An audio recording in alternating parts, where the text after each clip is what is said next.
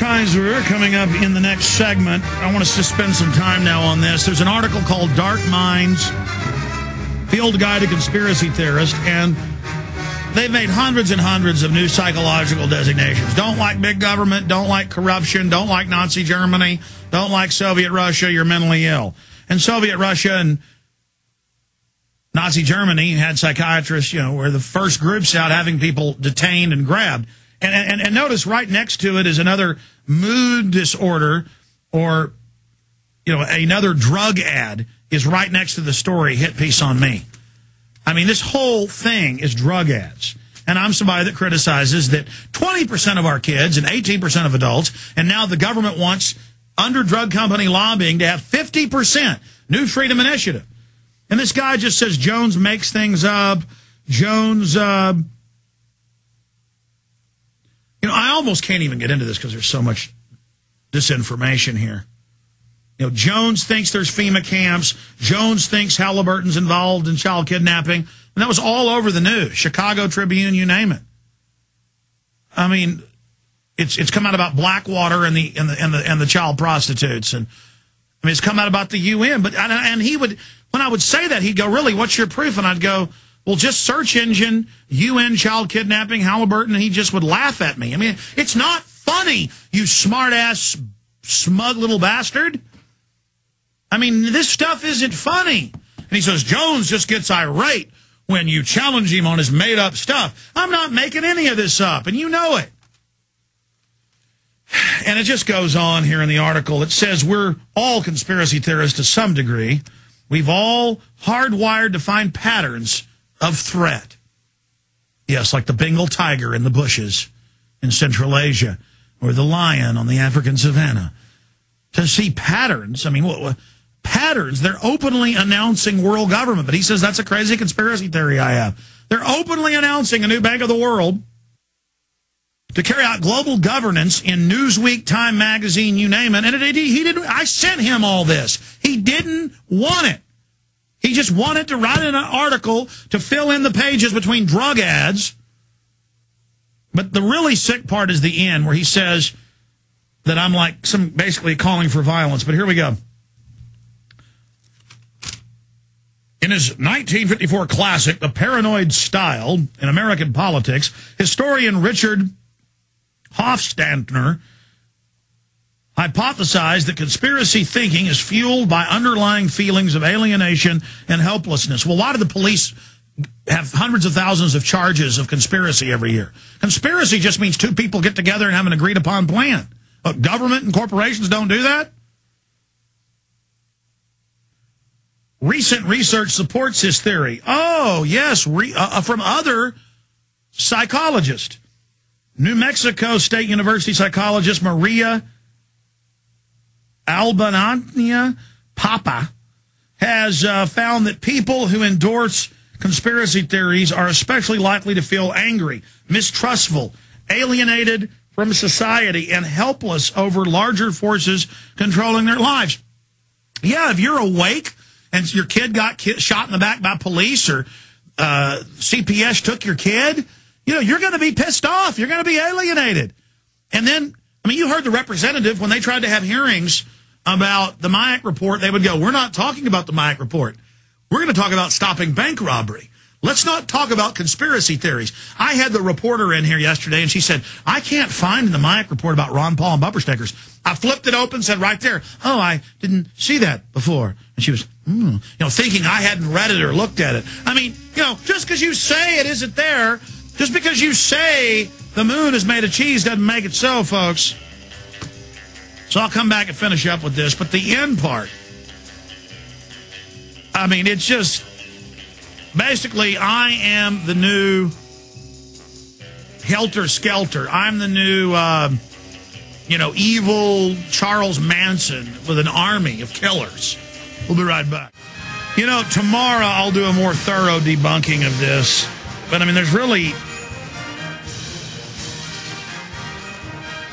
not much to say about this. I mean, it's a trashy article that just says I'm a liar and that I'm making stuff up.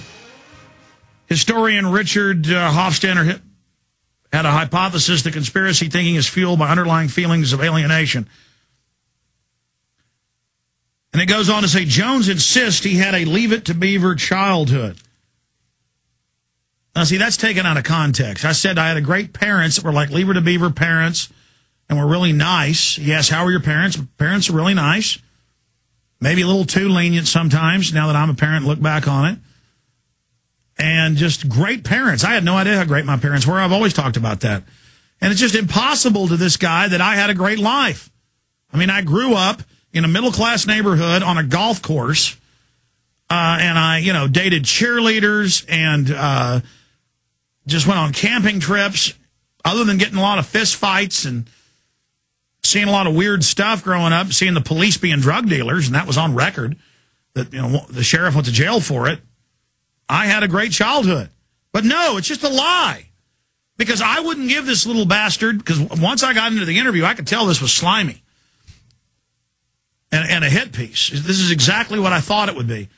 He said, I want your parents' number. My parents have told me we do not want to be interviewed. And I said, my parents don't want to be interviewed. They're private. They're private, huh? Problems with your parents? No.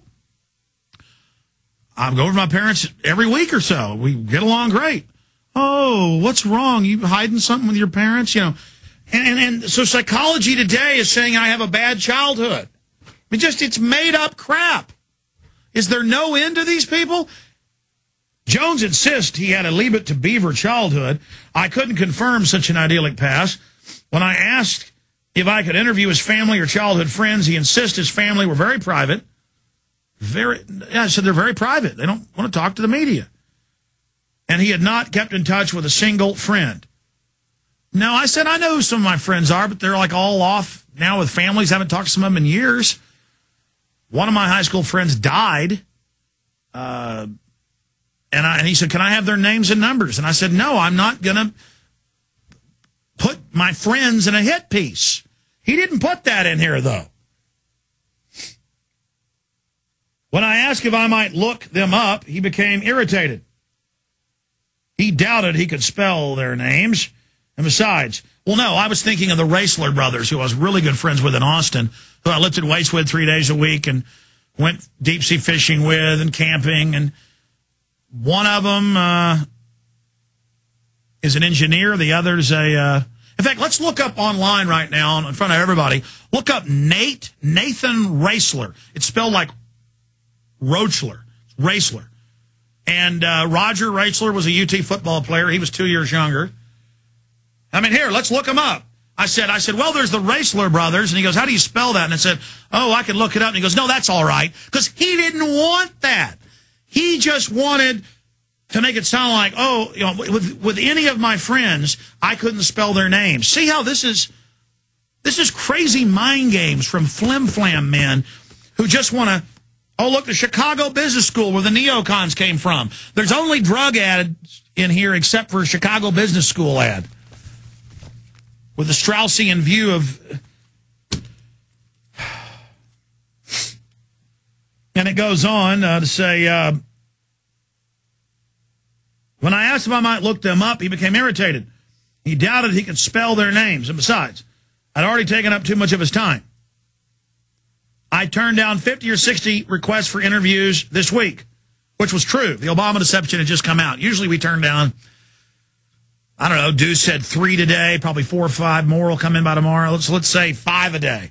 5 a day in a week is 25, 30. So, I mean, do the math. What's 7 times 5? We're talking about 35 interviews. But back then, with the Obama deception peaking, yeah, it was...